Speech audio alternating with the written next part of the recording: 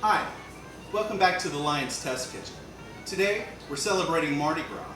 We're going to look at 3 variants of king cakes. We're going to do the actual king cake, we're going to do a cinnamon roll version, and a tasty, festive donut. So, get ready, get your beads, and let's go. Traditionally, most king cakes have 3 distinct colors: green, gold, and purple.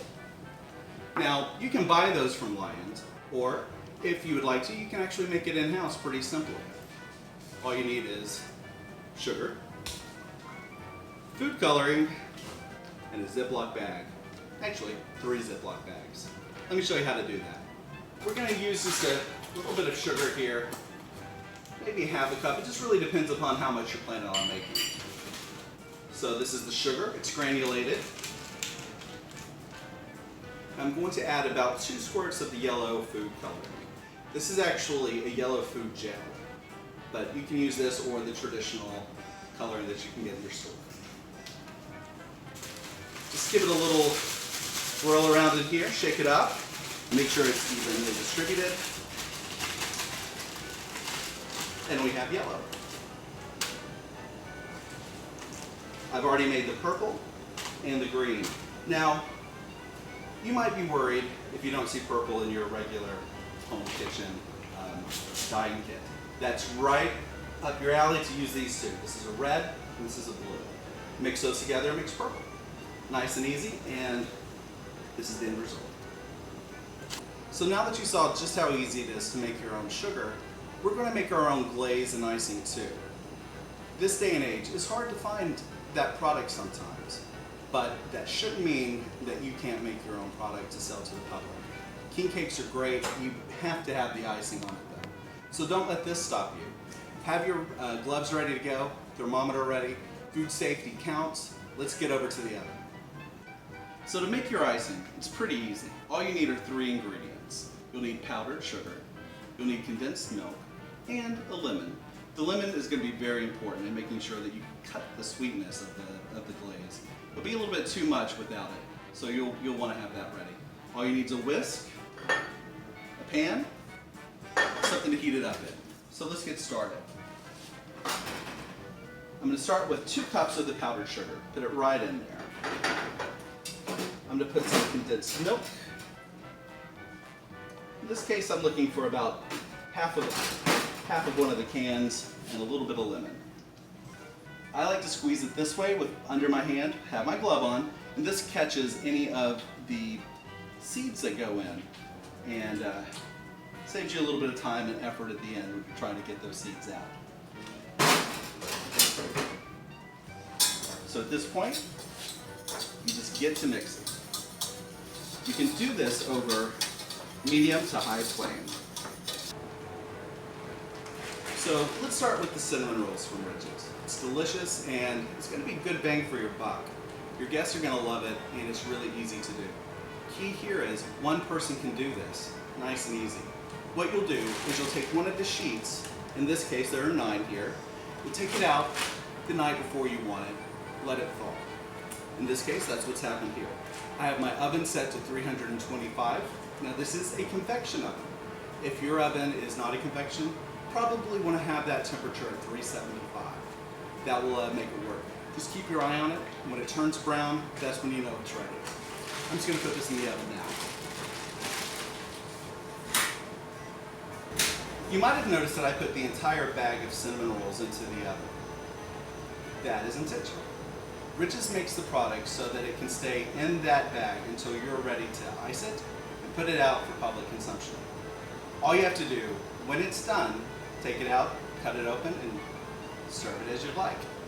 In this case, I put some of the Rich's icing on top, and then I put some delicious purple, gold, and green sugar sprinkles. You can put it in a hot box, or you can use one of our good friends here, have it ready to go for the guests that come in for Mardi.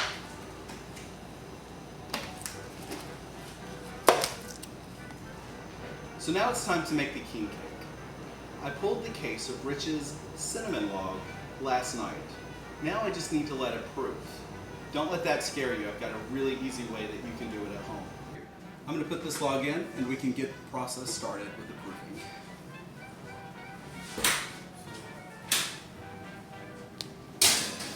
And as you see, I have this water that I've been boiling. Very hot to the touch. Be very careful. I'm going to put it into this can here. This is just a quarter pan. But at this point, very hot. Very boiling water, so be very careful. Don't burn yourself.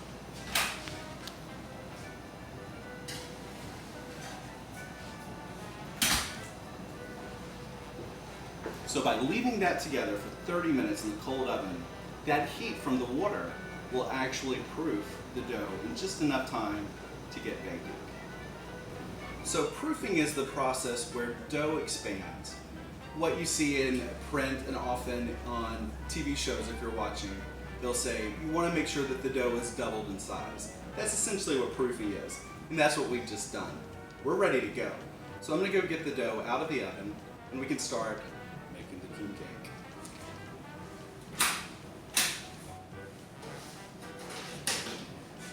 Oh, she's ready. Look how big this dough is. I mean, this is going to be a lot of king cake. So we're going to cut this in half so that you can get 2 cakes out of this one log. It's cost effective and it makes for a better product in my opinion.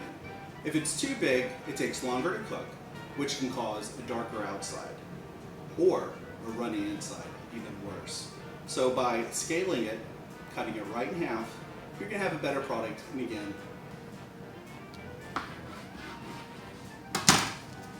and behold, now we have 2 cakes. So you can make sure that that dough is elastic and ready to put on your tray.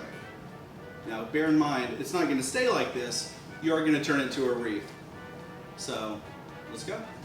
I like to use half trays and parchment paper. That's all you need. Put that on your pan. Take the wreath that you made. Shape it like such.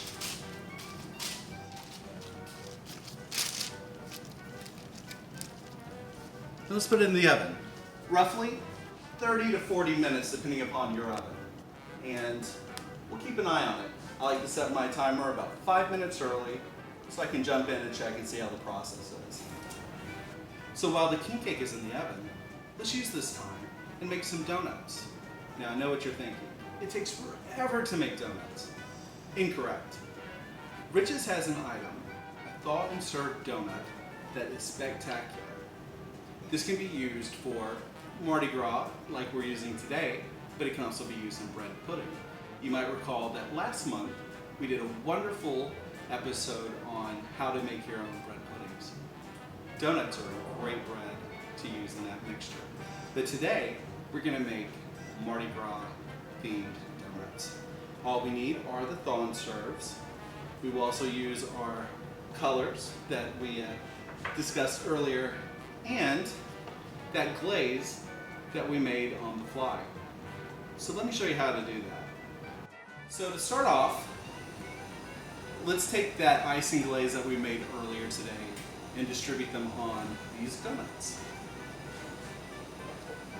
A ladle will work just fine because all you're doing is a nice little drizzle on the donuts. This product was left out overnight and allowed to thaw. Once it's thawed, the quality is delicious. The flavor is delicious and the quality is second to none. It's a good idea just to make sure that the glaze is all over the top of the donut. It doesn't have to be perfect because you're going to put the sprinkles on top anyway. This is more of a way just to give an additional sweetness as well as a surface for the sugar to adhere to. I'm going to start with yellow. Yellow is my favorite color, so that's usually my first to go to. Happy fistful. Oh, and look at this. And if you'd like, just give it a shake if you feel like you have a little bit too much. Is there ever too much? But if you do think that, that's all you have to do. And then you're ready to put it either in a display case or add it to the already prepared items. We're gonna have fun today with all this sugar. So let's go check on the cake, see how that's doing. So we've just taken the cake out of the oven. It took about 32, 33 minutes. I had my timer set for 25, and I've kept my eye on it over the last few minutes. At most, it would have lasted 40, but 33 minutes, not too bad. So now it's out, and I'm going to begin decorating. I'm going to start with a nice icing, and then we'll add our fun sugar decorations. It's starting to look so good. You don't have to be too very precise with the icing. All you want it to do is to give a visual appearance as well as a little bit of flavor because, you know, icing's delicious. But it's there kind of also as the glue that's going to hold your sugar particles onto the cake and give it that great festive appearance that you have to have for a king cake. And again, you have to have that snap, you have to have that pop when you're looking at it. So, speaking of snap and pop, what do you say we try the sugar that we made earlier? Just to see how it looks. Again, I would start with yellow, but that's me. You do whatever you want. Or whatever you think your customers would like. There are many different designs that you can make into a king cake. As we done earlier with the donuts, you can just pour it like all over the top. You can do it in little segments of color. I see that a lot.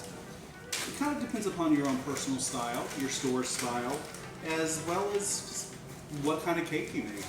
Every king cake's a little bit different. And there we have it. So the king cake is officially ready to be sold to the masses. I have my handy dandy king cake box that I'm going to use for selling, and I'll put that in shortly.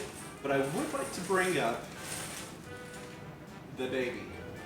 As you know, does a king cake really be a king cake if it doesn't have a baby in it? Health and safety kind of disagrees that you should put the cake or the baby in the cake. It is a choking hazard, so my recommendation is if you do want to use the baby, put it in the box and let your customers use it as needed. So we'll do that. All right, let's go on and close it up and sell this guy. Baby, I'm gonna pop that right in there, just on the side.